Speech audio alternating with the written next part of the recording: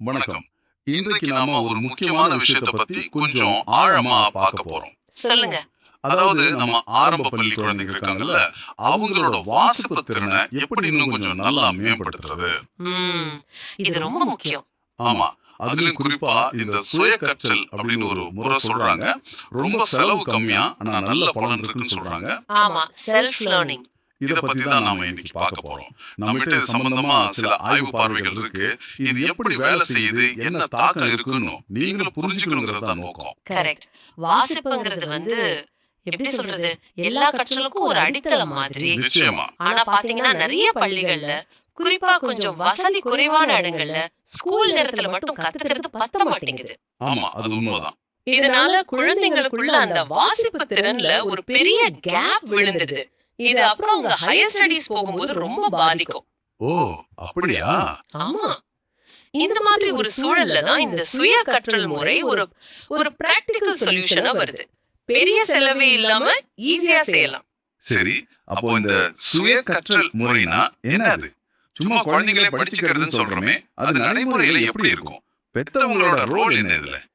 இது ரொம்ப சிம்பிள். குழந்தைங்க பெரும்பாலும் அவங்களாவே ரொம்ப கம்மியான வழிகாட்டலோட கத்துக்கிறது தான். இங்க முக்கியம் என்னன்னா தொடர்ச்சியா செய்யணும். Daily practice. ஒவ்வொரு நாளும் குழந்தை ஒரு சின்ன பகுதியை, அது புக்ல இருந்தோ கதை புத்தகத்துல இருந்தோ, ஏன் வீட்ல இருக்கிற மளிகை சாமான் அட்டையில இருந்து கூட, ஓ, எதை வேணா படிக்கலாமா? ஆமா எதை வேணாலும் அத சத்தமா படிக்கணும். அப்படி படிக்கும்போது ஒரு ஸ்மார்ட் போன்ல அது ஆடியோவா இல்ல வீடியோவா ரெக்கார்ட் பண்ணிக்கணும். சரி, அந்த ரெக்கார்டிங்க அன்னைக்கே அவங்க டீச்சருக்கு அனுப்பணும். அவ்வளவுதான். ரொம்ப சிம்பிள் ப்ராசஸ். ஓ, அப்போ தினமும் கொஞ்ச நேரம் படிச்சு ரெக்கார்ட் பண்ணி அனுப்பணும். இதுல இதுல பெத்தவன் என்ன பண்ணணும்? அவங்க உட்கார்ந்து சொல்லி தரணுமா? ஏன்னா எல்லாருக்கும் அதுக்கு டைம் இருக்காது சிலருக்கு. அதுக்கு படிப்பு இருக்காது இல்லையா? இதுதான் இந்த முறையோட ஹைலைட்டே. பெத்தவங்க டீச்சரா மாற வேணாம். ஓ, அப்படியா? சொல்லி தரவே தேவையில்லை. குழந்தை படிக்கும் போது சும்மா பக்கத்துல இருந்தா போதும். ஒரு சின்ன சிரிப்பு, இல்ல நல்லா படிக்கிறடான்னு ஒரு வார்த்தை, இல்லையா குழந்தை படிக்கும் போது சும்மா கவனிக்கிறது. முக்கியமா தினமும் குழந்தை இதை செய்தான்னு பார்த்து ஞாபகப்படுத்தினா போதும். இந்த சின்ன சப்போர்ட் தான் அவங்க படிச்சவங்களா இருக்கலாம், படிக்காதவங்களா இருக்கலாம், யார் வேணா இதை செய்யலாம். இது கேட்கவே ரொம்ப ரொம்ப எளிமையா இருக்கு. சரி, தினமும் ரெக்கார்ட் பண்ணி அனுப்புறதுனால தொடர்ந்து பயிற்சி கிடைக்குதுன்னு சொன்னீங்க. இந்த கண்டினியூஸ் பிராக்டிஸ் ஏன் இவ்வளவு முக்கியம்? ஒரு நாளைக்கு 5-10 நிமிஷம் படிச்சா போதுமா அதுக்கு? நிச்சயமா போதும். வாசிப்புங்கிறது ஒரு ஸ்கேல். தொடர்ந்து செஞ்சாதான் அது பழகும், வலுப்படும். சரி, தினமும் கொஞ்ச நேரம் தான், ஒரு 5 மினிட்ஸ் 10 மினிட்ஸ் இப்படி தொடர்ந்து படிக்கும்போது அந்த வார்த்தைகள் அடையாளம் பார்க்கறது, உச்சரிப்பு, அந்த வாக்கிய ஓட்டம் இதெல்லாம் ஒரு இயல்பா வந்துடும். அவங்களோட ஸ்பீடும் கூடும், கான்ஃபிடன்ஸும் ஆட்டோமேட்டிக்கா அதிகமாகும். முதல்ல திக்கி திக்கி படிச்ச குழந்தைங்க கூட கொஞ்ச நாள்ல நல்லா படிக்க ஆரம்பிச்சிடுவாங்க. இதுல இன்னொன்னு சொன்னீங்க, லேர்னிங் லாஸ் குறையும்னு. அது எப்படின்னு கொஞ்சம் சொல்லுங்களேன். லீவ் நாள்ல குழந்தைங்க புக்ஸே தொட மாட்டாங்களே. ஆமா, அது ஒரு முக்கியமான பாயிண்ட். ஸ்கூல் இல்லாதப்ப, அதாவது வீக்கெண்ட்லயோ பெரிய லீவ்லயோ குழந்தைங்க பெரும்பாலும் படிப்பு சம்பந்தமா எதுவும் செய்ய மாட்டாங்க. கரெக்ட். அதனால ஸ்கூல்ல கத்துக்கிட்டது, குறிப்பா இந்த ரீடிங் மாதிரி ஸ்கில்ஸ்லாம் சீக்கிரம் மறந்து போயிடும். லீவ் முடிஞ்சு திரும்ப ஸ்கூல் போகும்போது விட்ட இடத்துல இருந்து ஆரம்பிக்கிறது கஷ்டமா இருக்கும். ஆமா, அது நடக்கும். ஆனா இந்த சுய கற்றல் முறையில டெய்லி கொஞ்ச நேரம் படிக்கிறதால அந்த வாசிப்பு பழக்கம் லீவ்னாலயும் கண்டினியூ ஆகும். ஒரு 5-10 மினிட்ஸ் தானே. அந்த கன்சிஸ்டன்சி கத்துக்கிட்டது மறக்காம பாத்துக்கும். இதுதான் கற்றல் இழப்பை குறைக்கிற ஒரு எளிய வழி. ஓ, அப்ப இது பாட புத்தகத்தை மட்டும் படிக்கிற விஷயம் இல்ல போல. சில சமயம் ரீடிங் பிராக்டிஸ்னா ஒரே பாடத்தை திரும்ப திரும்ப படிக்க சொல்லுவாங்க. அது போர் அடிக்காதா? போர் அடிக்கும், நிச்சயமா. அதனாலதான் இதுல அந்த ஃபிளெக்சிபிலிட்டி இருக்கு. பாட புத்தகம் தான் படிக்கணும்னு எந்த கட்டாயமும் இல்ல. வீட்ல இருக்கிற நியூஸ் பேப்பர், அவங்களுக்கு பிடிச்ச கதை புக், கிச்சன்ல இருக்கிற டப்பா மேல உள்ள லேபிள், தெருவுல போற வர்ற பஸ் நம்பர், கடை பேர், இப்படி கண்ணுல படுற எதை வேணா படிக்கலாம். ஓஹோ, இதனால வாசிப்புங்கிறது வெறும் பாட மாதிரி இல்லாம நம்ம டெய்லி லைஃபோட சேர்ந்த ஒரு விஷயம்னு குழந்தைங்க உணர்வாங்க. இது லேர்னிங்க ரொம்ப பிராக்டிகலாவும் இன்ட்ரெஸ்டிங்காவும் மாத்தும். இது சூப்பரா இருக்கே. அப்போ கிளாஸ் ரூமை தாண்டி நிஜ வாழ்க்கையிலும் கத்துக்கிறாங்க. சரி, நீங்க முதல்ல சொன்ன இன்னொரு பாயிண்ட், பர்சனலைஸ்ட் லேர்னிங், அதாவது தனிப்பட்ட கவனம். இது கிளாஸ் ரூம்ல கஷ்டம் தானே. இந்த முறை எப்படி அது சாத்தியமாகுது? கிளாஸ் ரூம்ல யோசிச்சு பாருங்களேன். ஒரு டீச்சர் ஒரு 30-40 குழந்தைகளை பார்க்கணும்.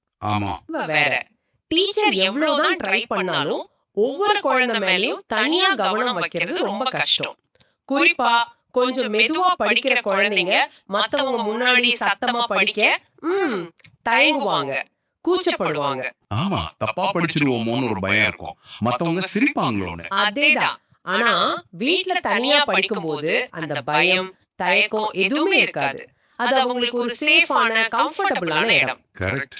எந்த பிரஷரும் இல்லாம ஒரு வார்த்தையோ ஒரு லைனையோ எத்தனை தடவை வேணும்னாலும் திருப்பி திருப்பி படிச்சு பழகலாம். தனக்கு புரியுற வரைக்கும் முயற்சி பண்ணலாம். இதுதான் உண்மையான பர்சனலைஸ்டு பிராக்டிஸ். அவங்க வேகத்துல கத்துக்கலாம். சரி, குழந்தைங்க இப்படி படிச்சு ஆடியோ வீடியோ அனுப்புறாங்க. இதனால டீச்சர்ஸ்க்கு என்ன பயன்? அவங்க எப்படி இதை பயன்படுத்துறாங்க? எல்லா குழந்தைங்களோட ரெக்கார்டிங்கையும் கேட்க முடியுமா அவங்களால?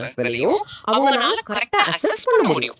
எந்த குழந்தை எங்க தடுமாறுது, எந்த எழுத்து உச்சரிப்புல கஷ்டப்படுறாங்க, ஸ்பீட் எப்படி இருக்கு, நிறுத்தி குறியெல்லாம் பார்த்து படிக்கிறாங்களா, இந்த மாதிரி சின்ன சின்ன விஷயங்களை கூட கண்டுபிடிக்க முடியும். இத வச்சுக்கிட்டு அவங்களால ரொம்ப ஸ்பெசிபிக்கான பர்சனல் ஃபீட்பேக் கொடுக்க முடியும். இப்போ ஒரு குழந்தை ஜா சொல்றதுல கஷ்டப்பட்டா அதுக்கு ஒரு சின்ன டிப்ஸ் அடுத்த நாள் சொல்லலாம், இல்ல ஒரு வாய்ஸ் மெசேஜ்ல கூட சொல்லலாம். அப்போ கிளாஸ்ல பொதுவா சொல்ற மாதிரி இல்லாம இது ரொம்ப டார்கெட்டடா இருக்கு. ஆனா ஒரு சின்ன சந்தேகம், ஒரு 30-40 குழந்தைங்களோட ரெக்கார்டிங் தினமும் கேட்கறது டீச்சர்ஸ்க்கு ரொம்ப லோட் அதிகமா இருக்காதா? இது ஒரு பிராக்டிகல் சேலஞ்ச் தான், ஒத்துக்கிறேன்.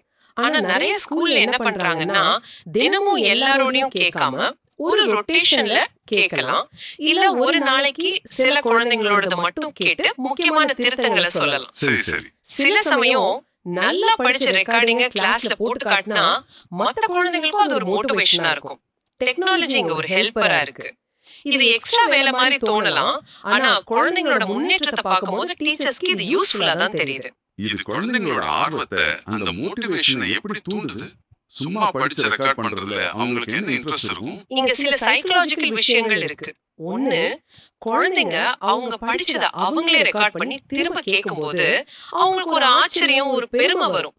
அட, இது நம்ம குரலா அப்படின்னு. ஆமா, அது ஒரு த்ரில் தான். அதுவே அடுத்த தடவை இன்னும் நல்லா தெளிவா படிக்கணும்னு ஒரு எண்ணத்தை கொடுக்கும். ஒரு செல்ஃப் மோட்டிவேஷன் மாதிரி. கரெக்ட். ரெண்டாவது, பெத்தவங்களோட சின்ன அப்ரிசியேஷன்.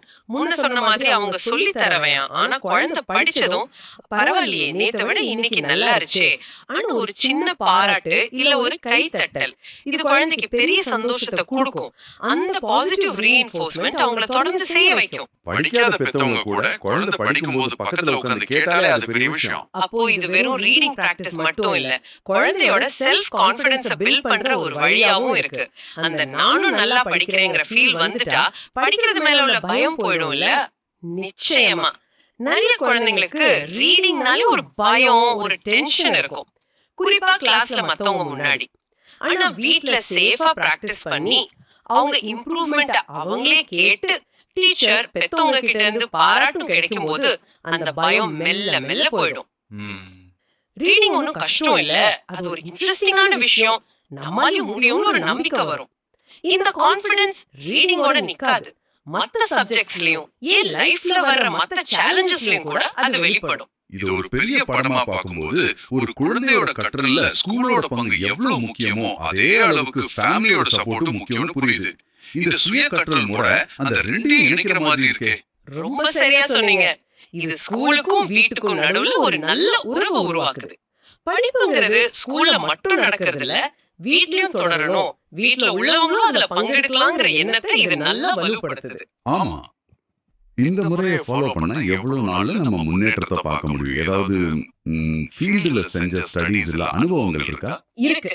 கள ஆய்வுகளும் இத செஞ்ச நிறைய டீச்சர்ஸ், பேரண்ட்ஸோட அனுபவமும் என்ன சொல்லுதுன்னா, ரொம்ப கன்சிஸ்டன்டா, அதாவது முடிஞ்ச வரைக்கும் டெய்லி இத செய்யும் போது குறைஞ்சது ஒரு 6ல இருந்து 8 வாரத்துக்குள்ளேயே நல்ல வித்தியாசத்தை பார்க்க முடியும். ஓ, 6ல இருந்து 8 வாரம். ஆமா, நல்ல வித்தியாசம்னா குழந்தைங்க முன்ன மாதிரி வார்த்தைக்கு வார்த்தை நிறுத்தாம ஓரளவுக்கு ஃப்ளோவா கண்டினியூஸா படிக்க ஆரம்பிப்பாங்க, வார்த்தைகளை தெளிவா உச்சரிப்பாங்க.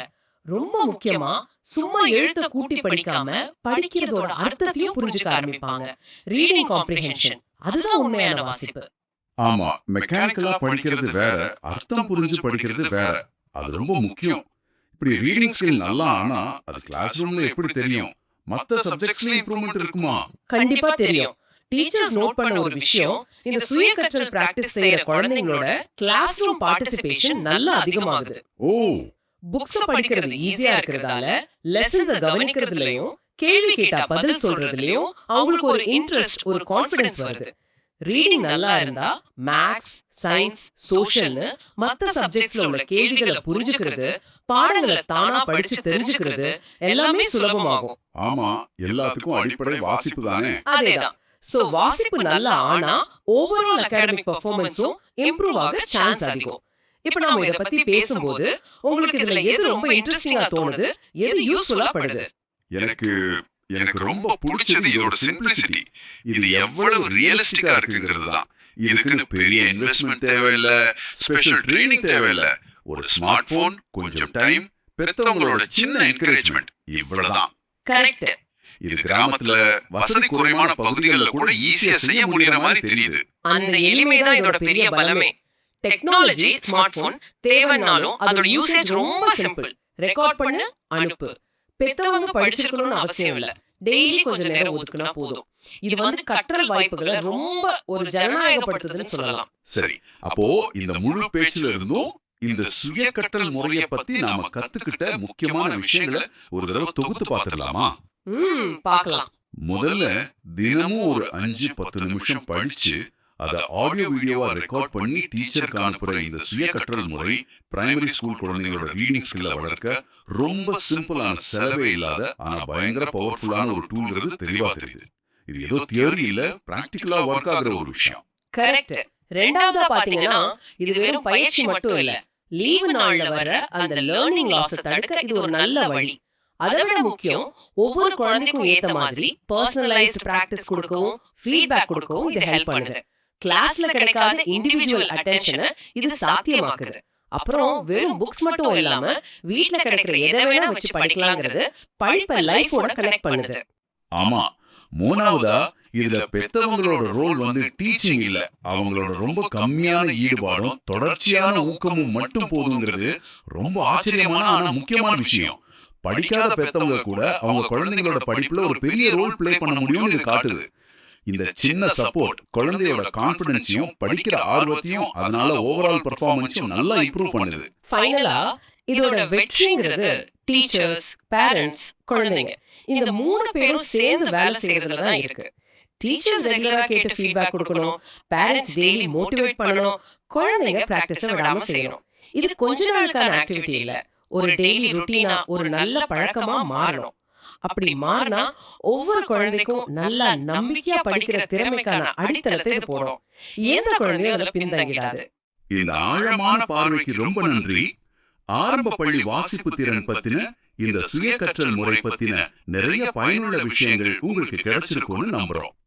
உங்க கூட பேசினதுல எனக்கும் மகிழ்ச்சி. கடைசியா கேக்குறவங்களுக்காக ஒரு சின்ன கேள்வி மனசுல ஓடுது. சொல்லுங்க.